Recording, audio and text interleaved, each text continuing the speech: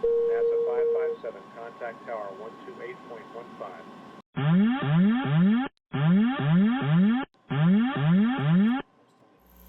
Caution, caution. Manual, fuel, manual, fuel. I'm John Golia. I'm Greg Fife. And I'm Todd Curtis.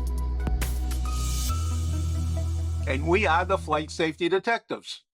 Between us, we have over a century of aviation accident investigation and safety experience to draw on as we discuss issues that affect all of us. So we are qualified to share our perspectives on accidents and incidents and what can be learned from them for the future.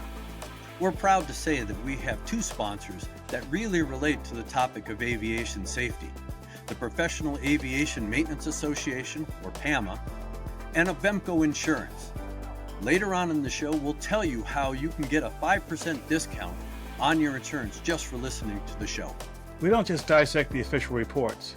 In every episode, we identify safety issues and take the mystery out of accident investigations. So maybe pilots and their planes can have safer flights ahead.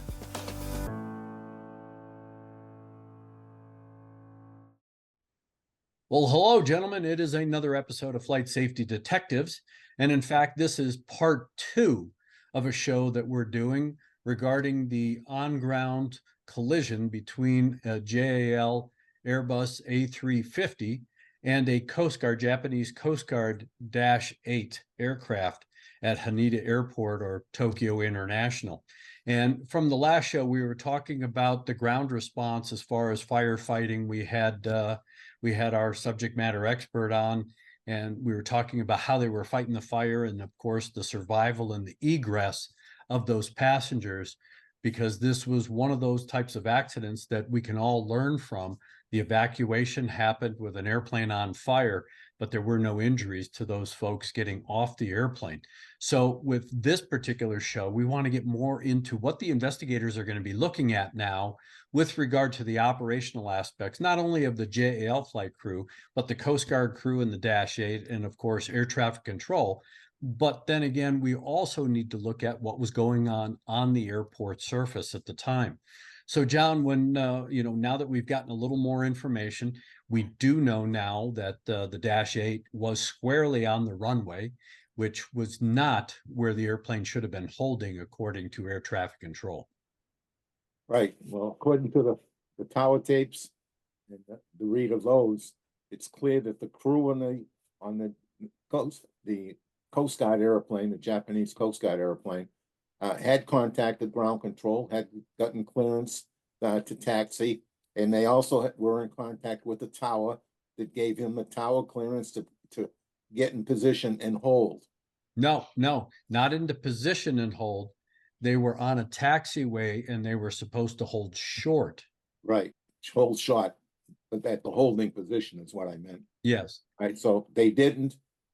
Some confusion may have existed there because of the hold line is illuminated, but it was not working this night, and they may have been looking for the illuminated bar. But in any event, they turned and positioned themselves on the center line of the runway, 1,200 feet roughly from the touchdown point, which is considered in the US a midfield takeoff. It's not at the end of the runway, and that would be illegal in the United States. They no longer do that because it mirrors the accident that we had in Los Angeles between a US Air 737 and a small commuter airline. Small commuter airline. Yeah. So we know from that accident, after extensive work, and in fact, I was actually on the helicopter at one point in time, and that airplane on the center line like that is virtually invisible at that time of day. And so this crew in the Japan Airlines airplane really had very little opportunity to see that airplane on the runway. They're not looking down the runway, they're looking at their touchdown points if they're looking at all. And it's actually the responsibility here in the United States of the air traffic controller, because of ground radar, to keep track of that airplane wherever it is, to make sure the runway is free of anything, not just airplanes, but vehicles, anything. So there's a possibility of at least 2 or maybe even 3 breakdowns, personnel breakdowns, up to this point of the accident. And now he's in position on the runway where he's not supposed to be.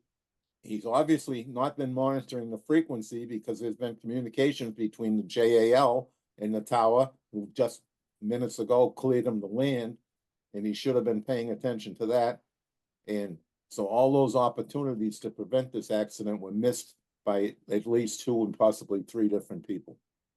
And for those of you who are watching the video version of this, we've included some graphics in the last show that showed from a distance the A350 landing on the runway and the explosion happening. And we have a still shot from overhead that clearly shows basically the entire runway. And you can see where the wreckage of the Dash 8 is roughly just past the touchdown zone. And it's the sort of thing where if they had not been there, if they had been at the beginning of the runway, I'm not saying they would have cleared the aircraft entirely, but as John was saying, having that aircraft in that position is not something that's allowed in the United States any longer. And when you talk about the visual cues, the crew, like you said, isn't looking, at the end of the runway. Their view is, towards the touchdown zone. And even with this airplane in the touchdown zone, because you're looking at that Dash 8 from behind, you're not going to see all of the lights that are on that airplane. And there's about 5 or 6. Of course, you're going to have the red and green position lights. You're going to have a white light. You could have a rotating beacon on both the tail and the belly of the airplane. But that doesn't really stand out prominently in the eyes of the JAL crew because they are blended in with the runway lights, the taxiway lights, the adjoining lights, and of course, all the green lead-in lights and white lights of the runway itself. So there's a menagerie of lights that it would be very hard for the eye to catch. If they had their strobes on, yes, that may catch someone's attention. But when you have an airplane that is sitting technically waiting to move into position, you don't have your strobes on while you're sitting on the ground for obvious reasons. It's a night operation, and you're not night blinding any of the pilots, and that flashing strobe will do that quite easily. So one of the other aspects that the investigators will be looking at with the A350 and its advanced technology is the use of a HUD, or heads-up display. That's going to be a key, because if this flight crew was using a HUD, now that adds to the clutter. Not only do you have the sight picture of the runway and all the lights, but now looking through a HUD, you have a lot of flight-related information. And because of the coloring of the HUD, you aren't going to see an airplane sitting on a runway any more prominent than you would basically with the naked eye looking out the window. Could that be a help? Could that be a hindrance? The investigators are going to have to look at that. But John, you brought up a good point. Where was the air traffic controller? They do have surface radar, or what we call ASDI here in the States, where they can actually monitor the movement of vehicles, not just airplanes, but any other vehicle on the surface of the airport to see where they are. And why wasn't somebody looking to see if the Dash 8 was sitting on the runway instead of in the position they were supposed to hold in, which was at Charlie 5, short of the runway? So investigators are going to really have to look at what was going on in the air traffic control tower, what the coordination was between those controllers, and what were they doing? What were they looking at? Is this a case of distraction? Is it a case of complacency? Those are the kinds of human elements, just initial blush. But then you get into some of the other things. Todd, we were talking about, how did that JAL airplane actually strike the Dash 8? Was the airplane on the ground? Was it still airborne as far as the A350? From the indications of the radome, it looks like maybe the nose of that aircraft struck the T-tail, or the upper horizontal stabilizer of the Dash 8, and of course ran over it and through it. But was the airplane airborne, or had they already touched down and were on just the mains with the nose still up? I mean, that in looking at the crash dynamics and the reconstruction of the impact attitudes, will give a lot of information to the investigators about what the visual acuity may have been with that JAL crew. And there's a couple of other things, when we look at TCAS or traffic collision avoidance systems, you have to look at, well, we know for sure that the A350 would have had TCAS on their airplane. We have no idea what the Coast Guard airplane had. It could be expected that they too would have had enhanced ground procs and of course TCAS. The question is, why wouldn't the TCAS warn the pilots that, hey, there's something on the runway? One, because the target isn't moving. And depending on, whether or not they actually had the transponder on versus in a standby mode because they hadn't been cleared for takeoff yet, that is the -8. No longer, you're not transmitting a beacon code for TCAS to really identify. So they're going to have to look at all of these particular elements. But John, you brought something up early on, and that was, the communication. Typically, when I'm sitting right next to the runway, I'm listening for airplanes that are possibly inbound to the runway that I'm getting ready to take off on, or at least taxi onto. And even after I've been cleared for departure, I'm looking up the flight path to make sure there ain't nothing coming in. And then, of course, I'm listening to see if, in fact, that particular airplane, even if I do see an airplane on final, is it coming to the runway I'm getting on, or is it coming to a parallel runway? Now, we know from the pictures, like Todd was talking about, the aerial, that the -8 was squarely on the runway. It was pointing away from the final approach segment. So there's no way the -8 crew would have seen anything behind the airplane. The problem here is that when they joined the runway, they taxied onto the runway inadvertently, because when you read the transcript, it looks like they believe they're still on a taxiway when in fact they were on the runway. And so they probably were doing other duties as assigned, maybe running a checklist, talking about what they were going to do, where they were going to go, and weren't really plugged into listening to those aircraft that were cleared to land on, I think it was 3-4 right, the runway that they were getting ready to take off on. So there's a lot of human factors elements here to be dissected.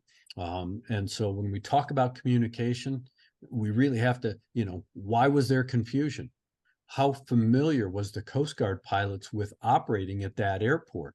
Why did they mistakenly think that they were still on a taxi when in fact they were on the runway?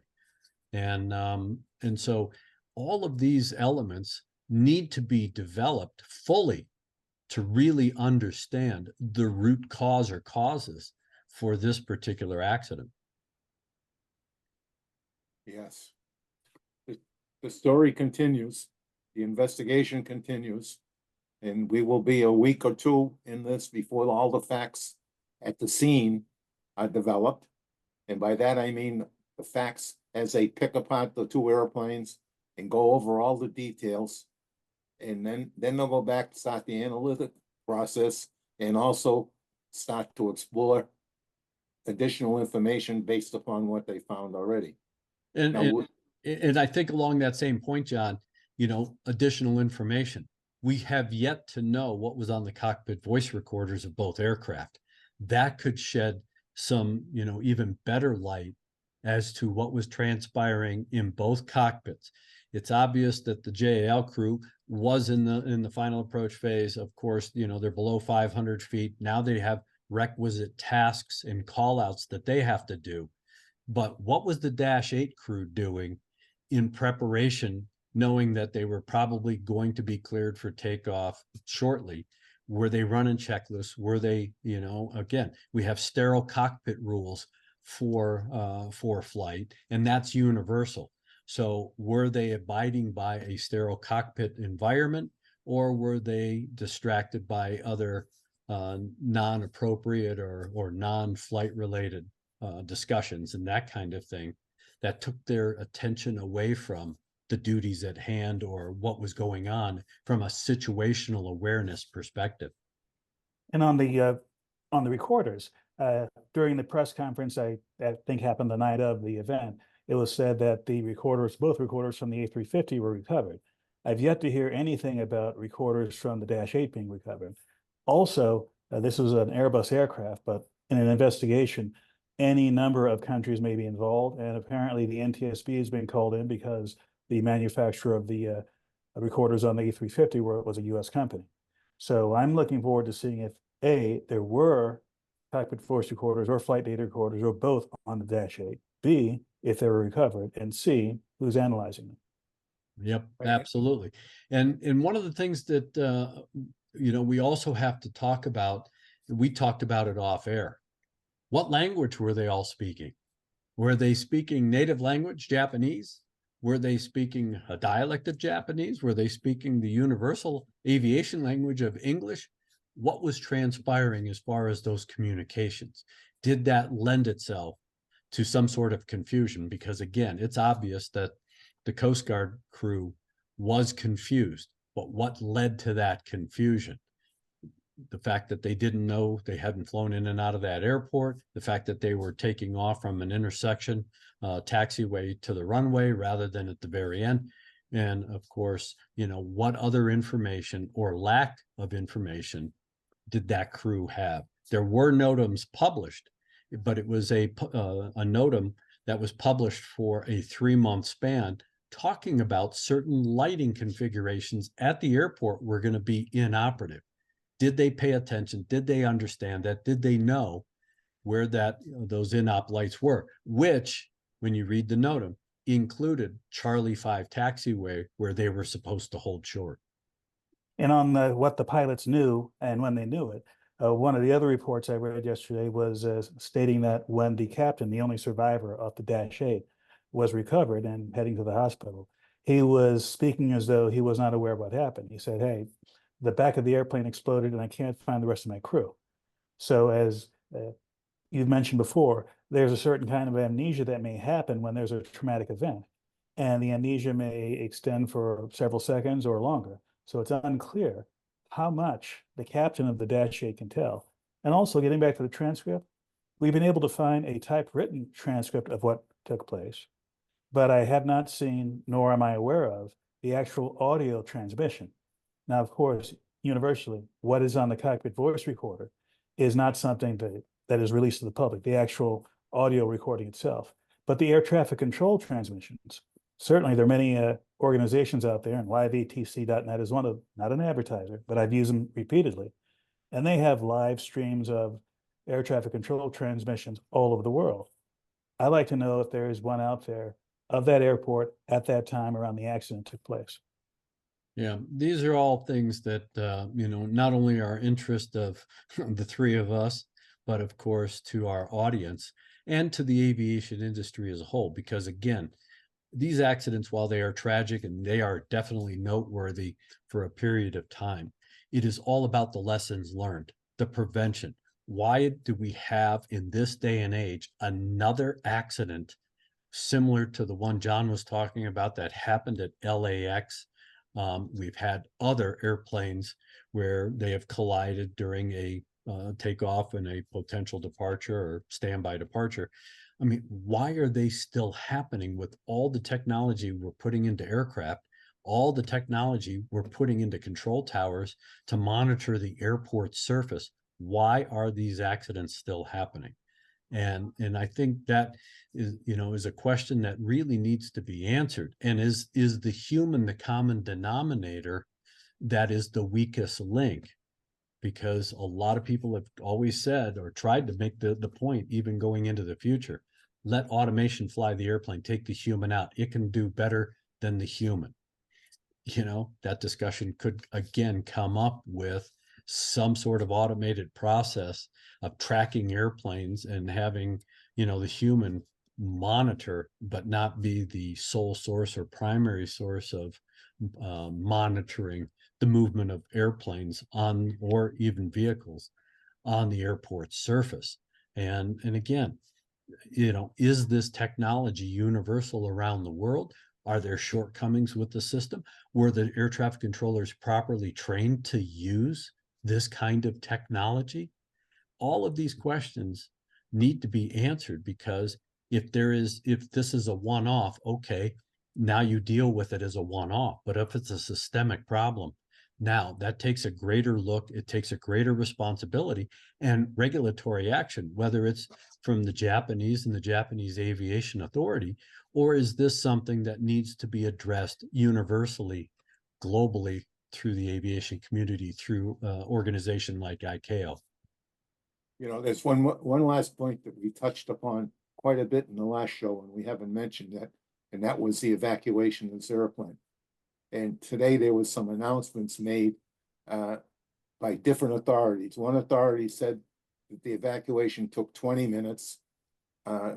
Japan Airlines, in their announcement, said it took 18 minutes for the last person to come off the airplane. That is unacceptable. And that's, 90 seconds is the evacuation. So that needs to be taken a good hard look at to see what happened there. And, they did a good job. Everybody got out, nobody got hurt, but we can't leave it right there.